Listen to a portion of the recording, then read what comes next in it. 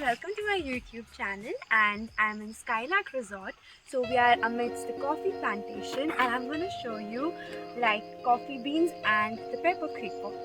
So this is the coffee beans basically, which are dried and then roasted to give your coffee finally in the jar which you get.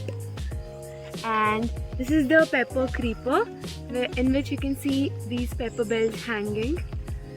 And these are also dried, and basically you get the pepper after when they're ripened.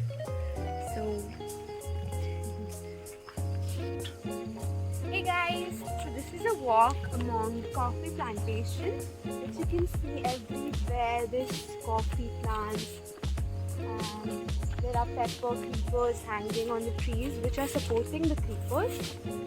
And this is like a very beautiful place in Skylarc Resort.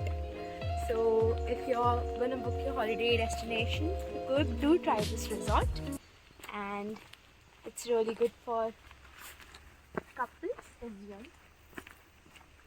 Now we're gonna go over there. There's a lake. Okay, this ends the coffee plantation and the pepper plantations. So basically you can see a lake over there. And they are going to develop a walkway after some time over there. So it's going to become a really good place to spend your vacation, and it's at a reasonable price.